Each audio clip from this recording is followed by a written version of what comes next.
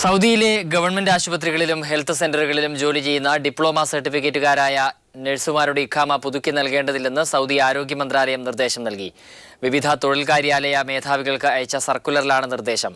വിവരങ്ങളുമായി ഗൾഫിൽ നിന്നും ടി ജമാലുദ്ദീൻ ചേരുന്നു. ജമാലുദ്ദീൻ, പറയൂ. സുരാജ്, പ്രവാസികളെ പ്രത്യേകിച്ച് നഴ്സുമാരെ പ്രധാനമായി ബാധിക്കുന്ന സുപ്രധാനമായ ഒരു നിർദ്ദേശമാണ്, സർക്കുലറാണ് ഇന്ന് സൗദിയിൽ നിന്ന് ഉണ്ടായത്. സൗദിയിലെ ഗവൺമെന്റ് ആശുപത്രികളിലും ഹെൽത്ത് സെന്ററുകളിലും ജോലി ചെയ്യുന്ന ഡിപ്ലോമ സർട്ടിഫിക്കറ്റുകാരായ നഴ്സുമാരുടെ ഇഖാമ പുതുക്കി നൽകേണ്ടതില്ല എന്നാണ് സൗദി ആരോഗ്യ മന്ത്രാലയം നിർദ്ദേശം നൽകിയത്. വിവിധ തൊഴിൽ കാര്യാലയ മേധാവികൾക്ക് അയച്ച സർക്കുലറിലാണ് ഈ നിർദ്ദേശം ഉള്ളത്. കരാർ കാലാവധി അവസാനിക്കാറായ നഴ്സുമാരെ ഈ വിവരം അറിയിക്കണമെന്നും സർക്കുലറിൽ നിർദ്ദേശമുണ്ട്. സ്വദേശികളായ നഴ്സുമാർക്ക് അവസരം നൽകുന്നതിന് വേണ്ടിയാണ് മന്ത്രാലയത്തിന്റെ ഈ നിർദ്ദേശം. സൗദിയിലെ പ്രാഥമിക ഹെൽത്ത് സെന്ററുകളിൽ ജോലി ചെയ്യുന്ന വിദേശികളായ നഴ്സുമാരിൽ പലരും ഡിപ്ലോമ സർട്ടിഫിക്കറ്റ് ഉള്ളവരാണ്. ഗവൺമെന്റ് ആശുപത്രികളിൽ ജോലി ചെയ്തിരുന്ന ഡിപ്ലോമക്കാരായ വിദേശ നഴ്സുമാരെ നേരത്തെ മുതൽ തന്നെ സർവീസിൽ നിന്ന് ഒഴിവാക്കിയിരുന്നു.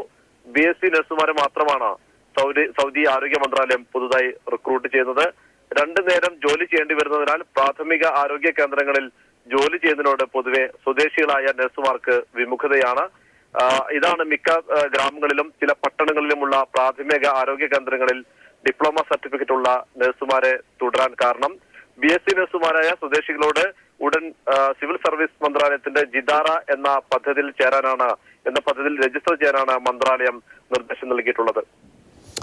ശരി, ജമാലുദ്ദീനാണ് വിവരങ്ങൾ പങ്കുവച്ചത്. പ്രധാനമന്ത്രി നരേന്ദ്രമോദി UAE സന്ദർശിക്കുന്നത് സംബന്ധിച്ച ഔദ്യോഗിക പ്രഖ്യാപനം പുറത്തിറങ്ങി. ഇന്ത്യൻ വിദേശകാര്യ മന്ത്രാലയത്തിന്റെ വെബ്സൈറ്റിലാണ് പ്രഖ്യാപനം വന്നത്. അബുദാബി കിരീടാവകാശിയും UAE സായുധ സേന ഉപമേധാവിയുമായ general sheikh Mohammed bin Zayed Al നഹ്യാനെ ക്ഷണപ്രകാരം 16-17 തീയതികളിൽ പ്രധാനമന്ത്രി നരേന്ദ്രമോദി UAEയിൽ ഔദ്യോഗിക സന്ദർശനം നടത്തുമെന്നാണ് വെബ്സൈറ്റിൽ വ്യക്തമാക്കിയിരിക്കുന്നത്. UAE വൈസ് പ്രസിഡന്റും പ്രധാനമന്ത്രിയും ദുബായ് ഭരണാധികാരിയുമായ sheikh Mohammed bin Rashid Al മക്തൂമിനെയും സന്ദർശിക്കും. ഊർജ്ജം, വാണിജ്യം, സുരക്ഷ തുടങ്ങിയ മേഖലകളിൽ ഉഭയകക്ഷി ചർച്ച ഉണ്ടാകും. ദുബായ് അക്വാറിയം ആൻഡ് വാട്ടർ സൂവിൽ ലോക ശ്രദ്ധ പിടിച്ചുപറ്റുന്ന ചരിത്ര പദ്ധതിക്ക് തുടക്കം. വംശനാശം നേരിടുന്ന ടൈഗർ സാൻഡ് സ്രാവുകളുടെ പ്രജനന സഹായ പദ്ധതിക്കാണ് ഇവിടെ തുടക്കം കുറിച്ചത്. ദുബായ് ബ്യൂറോയുടെ റിപ്പോർട്ട്. ലോകത്തിലെ തന്നെ ഏറ്റവും ശ്രദ്ധേയമായ അക്വേറിയങ്ങളിലെന്നാണ് ദുബായ് മാളിലെ ഈ അക്വേറിയം. വിസ്മയ കാഴ്ചകളുടെ ഒരു ലോകം തന്നെയാണിത്. 33,000 ഇനം മത്സ്യങ്ങളുള്ള ദുബായ് അക്വേറിയം പുതിയ ഒരു ചരിത്രം കുറിക്കുകയാണ്.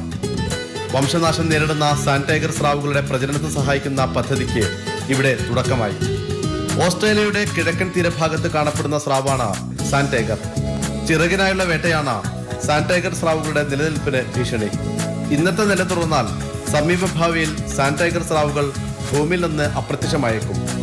ഇത് കണക്കിലെടുത്താണ് Dubai aquarium and under water zoo sand tiger സ്രാവുകളുടെ സംരക്ഷണത്തിനായി മുന്നോട്ട് വന്നത്. മെൽബൺ സീ ലൈഫ് അക്വേറിയവുമായി സഹകരിച്ചാണ് ദുബായ് അക്വേറിയം പ്രജനന സഹായ പദ്ധതി ആവിഷ്കരിച്ചത്. അക്വേറിയത്തിലെ head curator Paul Robert Hamilton. Now, the next element to this program is that we've set up a liquid nitrogen storage bank, and essentially as we're collecting the DNA or the genetics of these sharks, we're storing it, and it can be stored for 50-100 years. വംശനാശം നേരിടുന്ന നിരവധി മത്സ്യങ്ങളുടെ സംരക്ഷണത്തിനും Dubai aquarium and water സൂ പദ്ധതികൾ നടപ്പാക്കി വരുന്നുണ്ട്. ദുബായിൽ നിന്ന് ടി ജമാലുദ്ദീൻ. ഇന്ത്യയുടെ സ്വാതന്ത്ര്യദിനാഘോഷത്തിന്റെ ഭാഗമായി അബുദാബി KMCC രാജ്യനന്മയ്ക്ക് അനിവാര്യമായ മാധ്യമപക്ഷം എന്ന വിഷയത്തെ ആസ്പദമാക്കിയുള്ള സെമിനാർ സംഘടിപ്പിക്കുന്നു. ഓഗസ്റ്റ് 15 നടക്കുന്ന സെമിനാറിൽ Malayalam communications managing director John Brittas, Johny Lukose, O Abdulla മുതലായവർ പങ്കെടുക്കുമെന്ന് ഭാരവാഹികൾ അറിയിച്ചു. KNA ഖാദർ MLA മോഡറേറ്ററാകും. ഇന്ത്യൻ സ്വാതന്ത്ര്യദിനാഘോഷ പരിപാടികളുടെ ഭാഗമായി കുവൈറ്റ് OICC തിരുവനന്തപുരം ജില്ലാ കമ്മിറ്റി ഇന്ത്യ സ്വാതന്ത്ര്യത്തിന് മുൻപും പിൻപും എന്ന വിഷയത്തെ ആസ്പദമാക്കി ക്വിസ് മത്സരം സംഘടിപ്പിക്കുന്നു. കുവൈത്തിലെ OICCയുടെ 14 ജില്ലാ കമ്മിറ്റികളെയും പങ്കെടുപ്പിച്ച് നടത്തുന്ന ക്വിസ് മത്സരം 2015 ഓഗസ്റ്റ് 15 ശനിയാഴ്ച വൈകുന്നേരം 6:30 അബ്ബാസിയ എബനൈസർ ഹാളിൽ നടക്കും. പഞ്ചായത്തുകളും കോർപ്പറേഷനുകളും വിഭജിക്കാനുള്ള സർക്കാർ തീരുമാനത്തിനെതിരെ നിയമ നടപടി സ്വീകരിക്കാൻ LDF തീരുമാനം. സർക്കാർ നിലപാടിൽ പ്രതിഷേധിച്ച് ഈ മാസം 20 പഞ്ചായത്ത് തലത്തിൽ ധർണ നടത്താനും LDF യോഗം തീരുമാനിച്ചു. അതേസമയം തദ്ദേശ സ്വയംഭരണ തെരഞ്ഞെടുപ്പ് കൃത്യസമയത്ത് നടത്തിയില്ലെങ്കിൽ സുപ്രീംകോടതിയെ സമീപിക്കുമെന്ന് CPIM സംസ്ഥാന സെക്രട്ടറി കോടിയേരി ബാലകൃഷ്ണൻ പറഞ്ഞു. മുസ്ലിം ലീഗിന്റെ സമ്മർദ്ദത്തിന് കോൺഗ്രസ് വഴങ്ങിയതാണ് വാർഡ് വിഭജനത്തിന് കാരണമെന്ന് AKG സെന്ററിൽ ചേർന്ന LDF യോഗം വിലയിരുത്തി. പ്രത്യേക സമുദായത്തിന് സ്വാധീനമുണ്ടാകുന്ന തരത്തിൽ വാർഡ് വിഭജനം നടത്തുന്നത് സംസ്ഥാനത്ത് മതസൗഹാർദ്ദം തകർക്കുമെന്ന് LDF കൺവീനർ വൈക്കം വിശ്വൻ പറഞ്ഞു.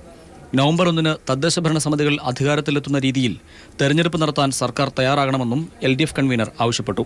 വിഴിഞ്ഞം കരാർ ഒപ്പുവയ്ക്കുന്ന ചടങ്ങിൽ നിന്ന് വിട്ടുനിൽക്കാനും LDF തീരുമാനിച്ചു. സംസ്ഥാനത്തിന്റെ സ്വത്ത് സ്വകാര്യ വ്യക്തിക്ക് തീരുന്നതിൽ പ്രതിഷേധിച്ചാണ് തീരുമാനം. സാമുദായിക അടിസ്ഥാനത്തിൽ തദ്ദേശ സ്വയംഭരണ സ്ഥാപനങ്ങളെ വിഭജിക്കുന്ന അതീവ ഗുരുതരമായ രീതിയാണ് ഇവിടെ അവലംബിച്ചിരിക്കുന്നത്. ആഗസ്റ്റ് 20 പഞ്ചായത്ത് മുനിസിപ്പാലിറ്റികളെ വാർഡുകളിൽ നിന്നും കോർപ്പറേഷനുകളിലെ ഡിവിഷനുകളിൽ നിന്നും പ്രസ്തുത തദ്ദേശ സ്വയംഭരണ സ്ഥാപനങ്ങളിലേക്ക് LDF പ്രവർത്തകർ പ്രകടനമായി ചെന്ന് ധർണ നടത്തും. പഞ്ചായത്തുകളും കോർപ്പറേഷനുകളും വിഭജിക്കാനുള്ള സർക്കാർ തീരുമാനത്തിനെതിരെ സുപ്രീം കോടതിയെ സമീപിക്കുമെന്ന് CPM സംസ്ഥാന സെക്രട്ടറി കോടിയേരി ബാലകൃഷ്ണൻ പറഞ്ഞു.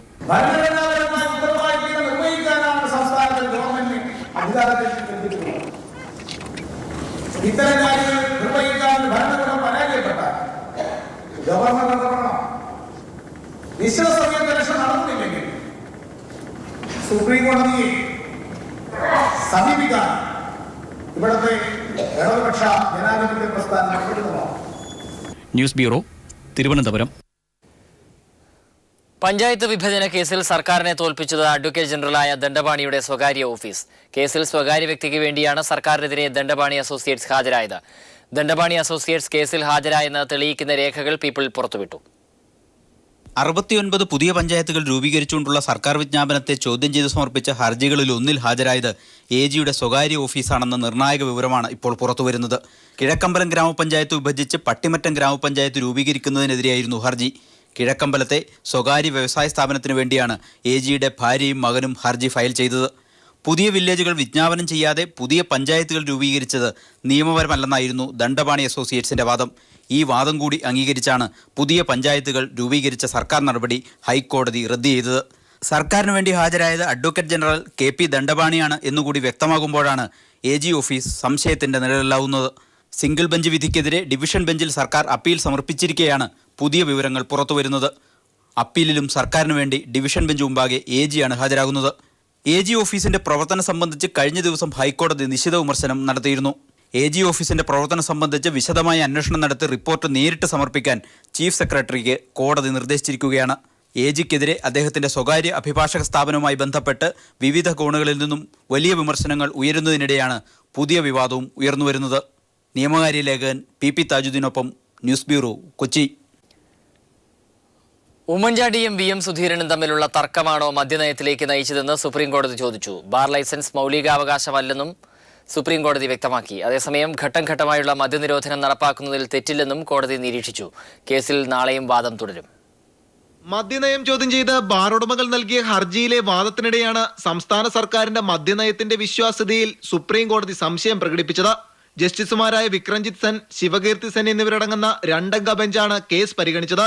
മാർച്ച് 31 പുതുക്കി നൽകേണ്ട ബാർ ലൈസൻസ് നൽകാത്തത് മുഖ്യമന്ത്രിയുടെയും KPCC പ്രസിഡന്റിന്റെയും അഭിപ്രായ വ്യത്യാസമാണോ എന്നും കോടതി ചോദിച്ചു. ഫയലുകൾ ഇക്കാര്യം പറയുന്നുണ്ടല്ലോ എന്നും കോടതി അഭിപ്രായപ്പെട്ടു. അതേസമയം മദ്യനയത്തെ അനുകൂലിച്ചുള്ള പരാമർശങ്ങളും കോടതി നടത്തി. ബാർ ലൈസൻസ് മൗലിക അവകാശമല്ല, ചട്ടങ്ങളുടെ അടിസ്ഥാനത്തിൽ ലഭിക്കുന്നതാണ് ബാർ ലൈസൻസ്. അത് നൽകാൻ സർക്കാരിനോട് ആവശ്യപ്പെടാനാകില്ലെന്നും സുപ്രീം കോടതി ബാർ ഉടമകളോട് പറഞ്ഞു. മദ്യലഭ്യത കുറച്ചാൽ ഉപഭോഗം കുറയും, എന്നാൽ തിടുക്കത്തിൽ നടപ്പാക്കിയ നയം സംശയം ജനിപ്പിക്കുന്നുവെന്നും കോടതി വ്യക്തമാക്കി. മദ്യം വാങ്ങി വീട്ടിൽ വെച്ച് കഴിക്കുന്നതിൽ തെറ്റില്ല. വീട്ടിൽ വെച്ച് കഴിക്കുന്നതിനെ അസംബന്ധമെന്ന് പറയാനാകില്ല. കുറ്റകൃത്യങ്ങൾ കുറയ്ക്കാനുള്ള ശ്രമങ്ങൾ പ്രോത്സാഹിപ്പിക്കേണ്ടതെന്നും വിക്രംജിത്ത് അധ്യക്ഷനായ ബെഞ്ച് ചോദിച്ചു. മുതിർന്ന അഭിഭാഷകനും മുൻ നിയമമന്ത്രിയുമായ കപിൽ സിബൽ സംസ്ഥാന സർക്കാരിന് വേണ്ടി ഹാജരായി. നാളെയും വാദം തുടരും. News bureau, Delhi. മദ്യനയത്തിന്മേലുള്ള സുപ്രീം കോടതി പരാമർശം സർക്കാരിന്റെ മദ്യനയത്തിനുള്ള അംഗീകാരമാണെന്ന് മന്ത്രി KC ജോസഫ് പ്രതികരിച്ചു. ഞാൻ മനസ്സിലാക്കുന്നിടത്തോളം സുപ്രീം കോടതിയുടെ പരാമർശനം ഗവൺമെന്റ് നിലപാടിനെ സാധൂകരിച്ചിരിക്കുകയാണ്. കാരണം ഈ ബാർ ഹോട്ടലുകളുടെ നിയന്ത്രണം ഏർപ്പെടുത്താനുള്ള ഗവൺമെന്റ് അധികാരത്തെ അംഗീകരിച്ചുകൊണ്ടാണ് ഇന്ന് കോടതി പരാമർശിച്ചിട്ടുള്ളത്. അത് തീർച്ചയായിട്ടും കേരള ഗവൺമെന്റ് നിലപാടിന് ലഭിച്ച അംഗീകാരമാണ്. ഈ നിലപാടിനെതിരെ ബാർ ഉടമകൾക്ക് വേണ്ടി ഹാജരായ അറ്റോർണി ജനറൽ അദ്ദേഹം ആ പദവിയുടെ ഔന്നത്യത്തെ തന്നെ അവഹേളിച്ചിരിക്കുകയാണ്. ഏതായാലും ഈ വിധിയുമായി നടപ്പിലാക്കാൻ ഗവൺമെന്റ് മുമ്പോട്ട് പോകുമെന്നാണ് എനിക്ക് ചൂണ്ടിക്കാണിക്കാനുള്ളത്. ചാവക്കാട് കോൺഗ്രസ് എ ഗ്രൂപ്പുകാരനായ ഹനീഫയെ കൊലപ്പെടുത്തിയ കേസിൽ മുഖ്യപ്രതികളിൽ ഒരാളെ നാട്ടുകാർ പിടികൂടി പോലീസിൽ ഏൽപ്പിച്ചു. ചാവക്കാട് സ്വദേശി അൻസാറിനെയാണ് നാട്ടുകാർ പിടികൂടിയത്. ചാവക്കാട് CI അബ്ദുൾ മുനീറിനെ സ്ഥലം മാറ്റി. രഹസ്യാന്വേഷണ വിഭാഗത്തിന്റെ റിപ്പോർട്ടിനെ തുടർന്നാണ് സ്ഥലം മാറ്റിയത്. കേസിലെ പ്രതികളെ നാട്ടുകാർ പിടികൂടുന്നത് പുതിയ സംഭവമല്ലെന്ന് ആഭ്യന്തരമന്ത്രി രമേശ് ചെന്നിത്തല പറഞ്ഞു. ഹനീഫ വധക്കേസിലെ പോലീസ് അന്വേഷണം ഇഴഞ്ഞു നീങ്ങുന്നുവെന്ന ആരോപണം ഉയർന്നതിന് പിന്നാലെയാണ് കേസിലെ പ്രതികളിൽ ഒരാളായ അൻസാറിനെ നാട്ടുകാർ പിടികൂടി പോലീസിൽ ഏൽപ്പിച്ചത്. ഒരാഴ്ചയായി നടക്കുന്ന അന്വേഷണത്തിൽ പോലീസിന് കണ്ടെത്താനാകാത്ത അൻസാറിനെ സ്വന്തം വീട്ടിൽ നിന്നാണ് നാട്ടുകാർ പിടികൂടിയത്. കൊലപാതകത്തിൽ നേരിട്ട് പങ്കുള്ള ഷമീർ, ഷാഫി, അൻസാർ, സച്ചിൻ, അഫ്സൽ, ഫസലു എന്നിവരെ കേന്ദ്രീകരിച്ചാണ് അന്വേഷണം നടക്കുന്നത്. പിടിയിലായ ഷമീറും കീഴടങ്ങിയ അഫ്സലും ഒഴികെ മറ്റുള്ളവരുടെ ഒളിസങ്കേതം കണ്ടെത്താൻ പോലീസിനായിരുന്നില്ല. ഇതിനിടെയാണ് പ്രതിയെ നാട്ടുകാർ പിടികൂടിയത്. കേസിൽ ഒരു പ്രതിയും രക്ഷപ്പെടില്ലെന്നും പ്രതികളെ നാട്ടുകാർ പിടികൂടുന്നത് ആദ്യ സംഭവമല്ലെന്നും ആഭ്യന്തരമന്ത്രി രമേശ് ചെന്നിത്തല പ്രതികരിച്ചു. ആ കേസിനെ സംബന്ധിച്ചിടത്തോളം മുഴുവൻ പ്രതികളെയും നിയമത്തിന് മുമ്പിൽ കൊണ്ടുവരും. ഒരാശങ്കയും വേണ്ട. ഒരു പ്രൈം അക്യൂഷനെ ഇന്ന് അറസ്റ്റ് ചെയ്തു. അല്ല അതിനെന്നാ നാട്ടുകാർ പിടിച്ചു കൊടുക്കുന്നത്? എന്താ ആ പോലീസിന് കിട്ടാത്തപ്പം നാട്ടുകാർ പിടിച്ചു കൊടുക്കുന്നത് നല്ലതല്ലേ? അതെ, ഒരു കാര്യം മനസ്സിലാക്കണം.